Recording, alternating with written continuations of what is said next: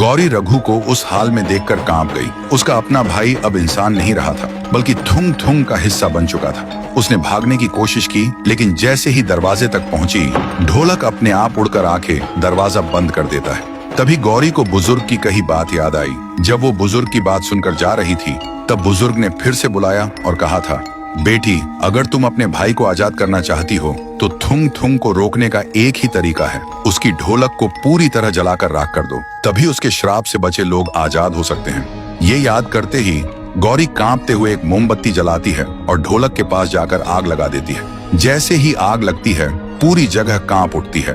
थुंग थुंग चीखता है, नहीं, ये मत कर, वरना पूरा गांव लाशों से भर जाएगा। रघु भी चिल्लाता है, दीदी मत कर, अगर ढोलक जली तो मेरा खून तुम्हारे हाथों से टपकेगा।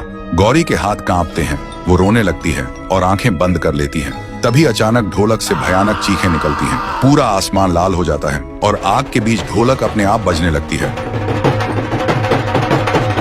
और फिर सब खामोश। गौरी बेहोश होकर गिर जाती है। सुबह जब उसकी आंख खुलती है, गांव वाले उसी जगह पर खड़े मिले। सब कुछ ठीक लग रहा था। ढोलक की आवाज बंद हो चुकी थी। गांव वालों को लगा गौरी ने उन्हें थुंग थुंग से बचा लिया है, लेकिन जब गौरी ने अपने हाथ देखे, उसकी हथेलियों पर ढोलक के निशान बने हुए थे। वो समझ नहीं पाई ये हुआ कैसे। और उस दिन से गांव वाले रात में बिना डरे सुकून से सोने लगे। मगर सच कुछ और था। हर रात ठीक 2 बजे गौरी के हाथ अपने आप हिलने लगते और उन निशानों से अजीब सी कंपन निकलती, जैसे कोई ढोल अपने आप बज रहा।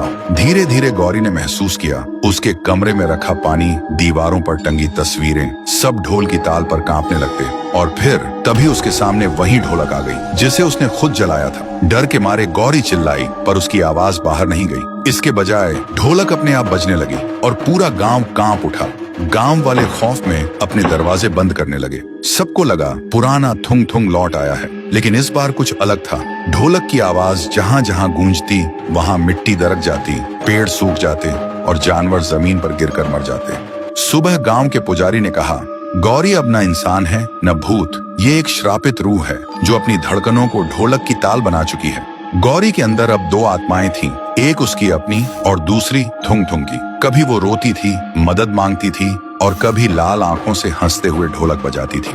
गांव वाले कहते हैं, जिस दिन गौरी की रूह पूरी तरह थुंग थुंग बन जाएगी, उस दिन ढोलक की धड़कन से इंसान की सांसें रुक जाएंगी। तो दोस्तों, क्या गौरी के अंदर सच में थुंग थुंग की आत्मा पूरी तरह से कब्जा कर लेगी, या वो अपने भाई को बचा पाएगी? अगर जानना चाहते हो आगे क्या होगा, तो वीडियो को लाइक करो, चैनल को सब्सक्राइब करो और कमेंट करो, पार्ट 3 चाहिए।